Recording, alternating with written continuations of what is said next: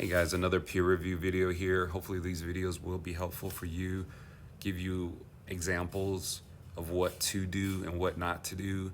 None of these peer reviewed papers that I'm showing you guys and sharing with you have everything or comprehensive, but each of them has elements of what you should be doing. And also this one is gonna touch on several aspects of peer review that you should avoid or not do. So it's important to get that in as well. This is a paper by Jennifer Stieger from Professor Stevenson's technical writing class. It's about Athleta, which is a women's athletic clothing performance clothing line that speaks to notions of women empowerment and inclusivity and also female strength and solidarity. So let's get right into it with the peer review. View comments. Here we go. So James is one of the reviewers on this one, and he does what I ask you guys to do. And when you're doing PQP, praise, question, polish, is start off with praise. We always want to get a reader or reviewee going with a little bit of positive momentum. With even when I said that word, I snapped my fingers, sort of in habit. It just kind of, even me using the word positive momentum gives me positive momentum, and I'm just snapping my fingers there. That's funny. Anyway, so he praises the entire paragraph, which is great. I mean, if you've got your entire intro paragraph that is being praised and someone's saying, I wouldn't change a thing, that's a very good sign. Mary Foley agrees with that. She says, hey, I also love this first paragraph. However, what I don't love, and this is where Mary combines praise with polish. She says, what I don't love is how you transition from this amazing first paragraph into the second. She says you're going from a general introduction into the more analytical portion of your paper, and it's a little bit abrupt, it's a little bit jarring.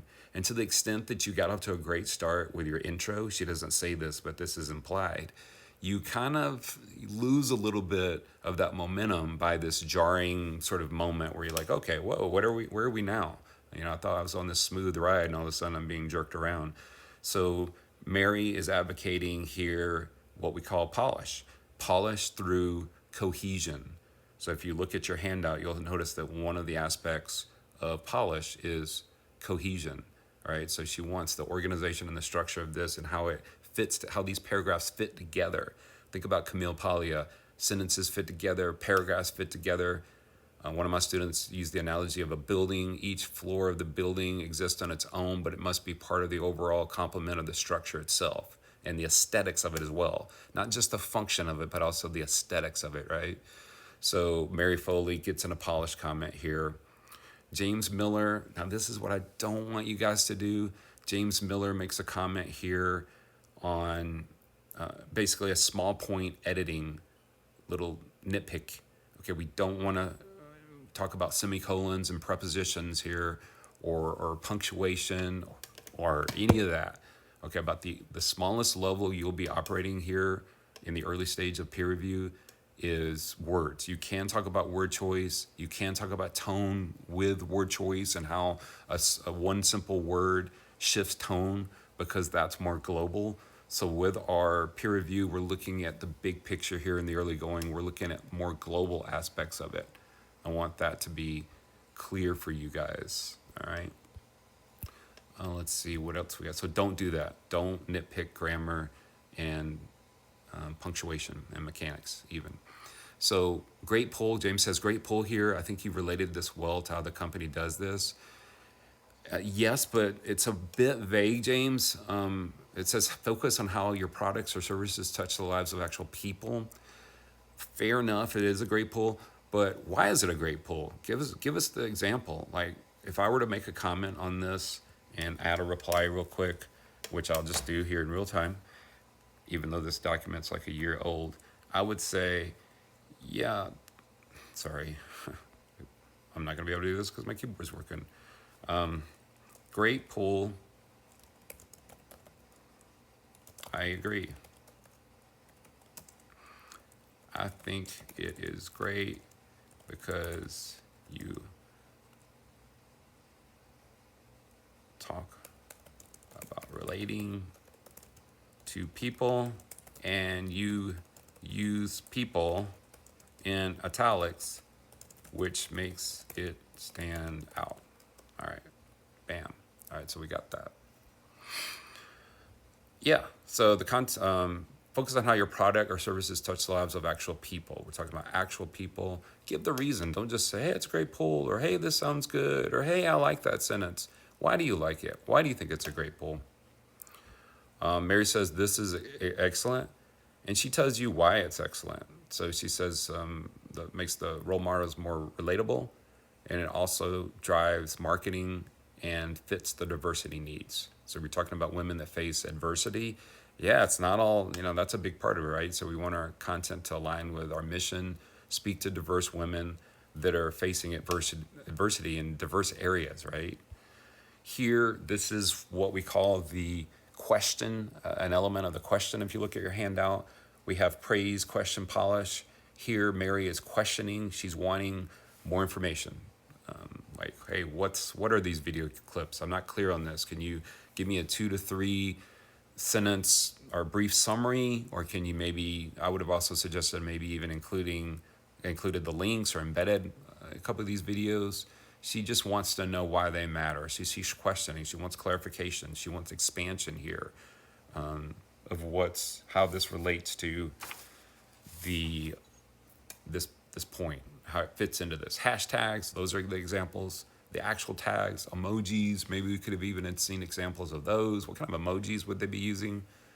But the short video clips, just saying it doesn't do anything. It's why. Give us some more information. She's questioning there. This is a point of clarification. So James is questioning here, wanting clarification with the word purpose. Hashtags are tweeted with purpose to build a community of followers. So with purpose, are you saying that the tweet is specifically purposeful in this regard? So he wants to know what she means by the word purpose. And this is great because she might even read this, Jennifer I'm speaking of, after the fact and not even know what she meant by that. Have you ever had that happen where you read something and you're like, I have no idea what I was trying to say there. I'm just going to have to delete that sentence and start over. So I think it's good to call that to the attention of your reviewee. Again, James is more on the nitpick, splitting hairs here, talking about colons and parentheses and citations. That's all back in, guys. This is a first round peer review of a rough draft. Pretty impressive rough draft, right, by Jennifer? But that's what this is. We're looking for global issues, right? Look at your handout. We're looking at the big picture here. We're not trying to incorporate aspects of finer editing here in this phase. It would be a waste of time. Remember what Yuma Sammy said. It would be a waste of time to do that because some of this might not even make it into the final product. So what's the point of getting all flustered over whether it's a colon or a semicolon when that sentence might not even be survive to the final draft or even the second draft? I think this is great by Mary Foley. She has a question here and she's wondering. She was like, your point here makes me wonder. I think that's great because this is a way of suggesting it's not necessarily, there's no clarification, there's no justification. She's just saying by way of expansion and extension, you might consider this. So this is a question I have in reading your paper. And guess what? This might be a question that other people have as well. So you might want to address that. That's very, very powerful. Here they have this argument about the word unfortunately. Unfortunately, posts are less frequent on Facebook, appearing only 3 to 4 times per week. Okay, so James says, again, this is part of polish again, right? So he's not sure about this word. He thinks this word is just, unfortunately, just doesn't fit the genre and the purpose of the paper because it sounds like it's editorialized, right? We don't really use words like unfortunately in academic papers, which actually this is not. We'll talk about it in a minute. Mary comes back and she says, you know what, I think actually we can use unfortunately because it expresses the disappointment of this particular audience who we're speaking to, right? Now, I tried to break the tiebreaker with my opinion, and I said that I agreed with James that I didn't care for the word unfortunately there. I think it's okay to feel unfortunate to back up Mary's point. However, I do not agree that, I think what you should do is show instead of tell. So give us a cause and effect relationship here. Instead of saying, oh, it's unfortunate that they only post 3 to 4 times a week on Facebook. Instead of saying that, what I'd rather you do is actually give me a cause and effect example where the fact that it's unfortunate becomes obvious.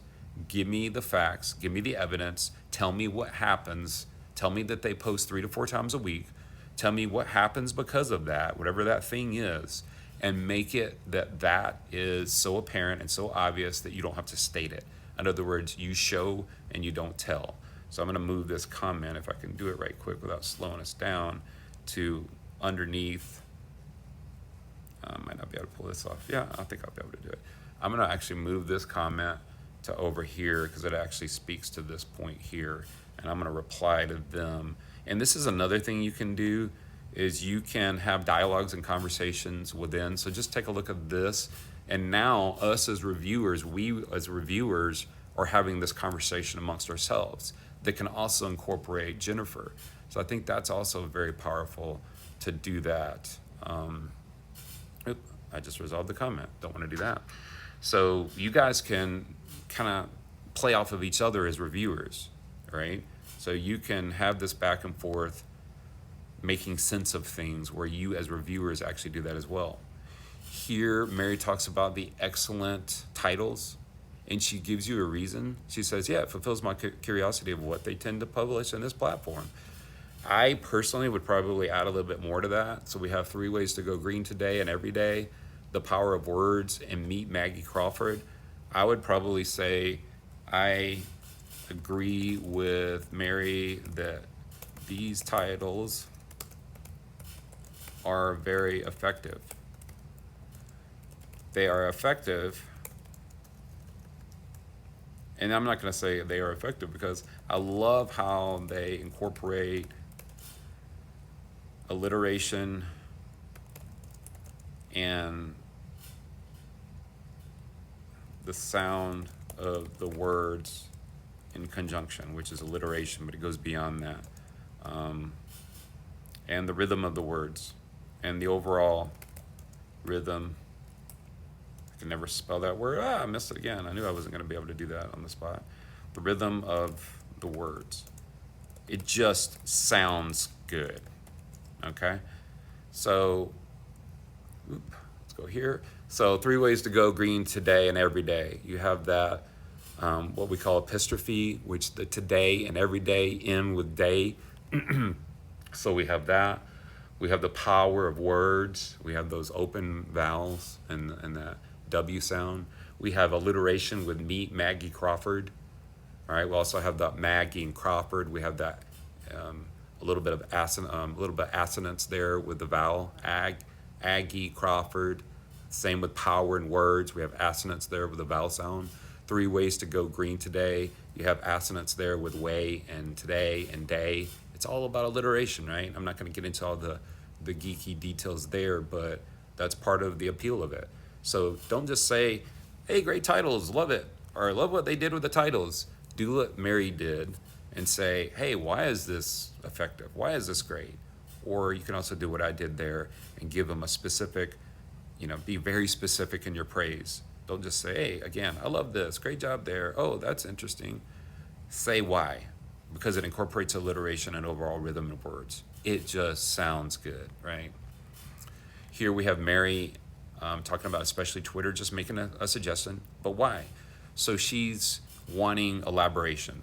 Okay, this falls under question.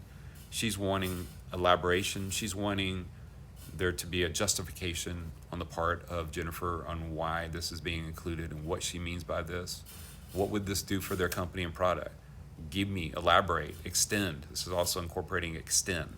So Mary's got the praise, question, polish. Here she's questioning why. She's kind of challenging her on this, but she ends it with praise. She says, yeah, I've got all these questions and I'm wondering where you're going with this, but I think it's a great idea that you're actually looking in this area. So I think if you can do that, if you can praise someone and say, hey, I think it's great that you're looking at this. I'm just wondering why you're looking at it and what you hope to find and how you think all these ideas connect. Again, Mary gives the excellent explanation, praise here, and she gives you the reason because it can certainly frustrate a user and hurt their brand. All right, linking things that don't exist that frustrate people. Here, James says, I like how you make this recommendation, praise. I'll quickly go back to my comment in a moment. We have more praise here. We have just a simple recommendation on formatting by Mary Foley.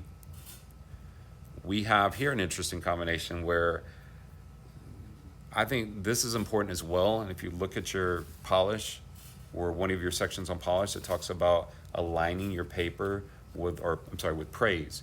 It's okay to praise and say, hey, this is great, you did a great job with this paper, but you also want to always bring it back to how it relates to the objective of the assignment. So if you see something in one of your peers' papers that doesn't fit the rubric, or is missing something from the rubric, or is missing the assignment and going in the wrong direction, you definitely want to get them back on course, and you want to let them know that. So that's what James is doing here, and I think it was really important that he did this. He said, this is, your paper reads as more of an academic paper. His understanding is that the professor wanted more of a proposal that would go to the company, and that we were writing as if we were consultants. He says, I'm unsure exactly what is that the professor wants. Okay, this is fine, okay, because this is the rough draft phase. If you guys want to have this type of dialogue and conversation, I think it's useful. If both of you are peer reviewing each other and you both come to the conclusion that, well, I don't know what the professor wants, well, I don't either, I thought I knew, what do you have time for? You have time to send that email to the professor. You have time to get back or have your question addressed. Now, to the point about doing your essay at 11 o'clock at night or 11:30 when it's due at midnight, if you guys are texting each other and trying to figure this out in real time when the deadline is due in an hour, you're not going to be able to get that answer. So I try to also jump in here with James's comment and say, yeah, my understanding as well, based on audience and purpose, there's those words again, right, is that we're supposed to be writing as consultants. You're writing with your consultant hat firmly on, and your audience is the is the company itself. So we're writing this as consultants, right? That's our purpose. And we're writing, our audience is actually Athleta. It's the company. We're sending this as a proposal. Here I make a comment about Jennifer's inhibition with not using MLA. She was uncomfortable with that. I know a lot of you guys are feeling that as well. It's just something you're going to have to get used to. Let's see what else. Oh, I wanted to go back one last thing, and then I'll let you guys, and this will be it. I mentioned here when she talks about the celebrity stories are inspiring, but I think customers would like to hear more truthful and original stories from other customers. Yeah, this speaks to the fact that companies are always using celebrities, right? You know, for obvious reasons, for general appeal. But I think it's a great point that Jennifer, first of all, incorporated our readings. Just like in our English 101 class, we've read a little bit of Hanley, or I've given you a couple of her writing tips, the 13 writing tips, and The Ugly First Draft is also from Anne Hanley. So you guys are familiar with some of the work of Anne Hanley. But we read Anne Hanley for this technical writing class, one of her entire books on writing, on technical writing, brand writing, content writing, okay? So one of the things that she talks a lot about is brand journalism. So I think it's great here that Jennifer brought in this notion of Anne Hanley and the readings from the class. Maybe I would suggest if the purpose wasn't Athleta, you might want to incorporate a citation there of Anne Hanley, but since this is Athleta here, I guess it wouldn't be a point in doing that. But the bottom line is, when you talk about stories from other customers, not just celebrities, not only does it make it more relatable and potentially resonate with the customer more, but it also projects important attributes about what your company values. So if I'm consulting Athleta on this, I'm telling them, yeah, go for your celebrity endorsement here and there, but you also want relatable stories that resonate with the customers. Not only because it's going to resonate with them in that in and of itself, but also because that's going to project values about your company. It's going to project important attributes about what your company values. You value real people. All right, it's nobody's saying just because you put on a pair of these Athleta leggings that you're going to be able to jump over 5-foot hurdles, okay, or 10 or 50 or whatever, leap tall buildings in a single bound. No, when you put it as an everyday person, when you put on Athleta clothing, you're going to feel comfortable, you're going to feel confident, and you're just going to be the best version of yourself. You're not going to be some superwoman, right? And that's kind of the point of what I think Jennifer is speaking to there in her recommendation to Athleta in this, again, as James mentioned, the consulting paper that we're writing. All right, so that's kind of, and we end here with praise. We always want to try to end with praise. So that's more of an example of what all this can look like.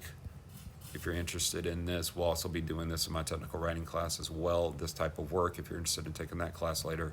But if you have any questions on peer review, what to do, what not to do,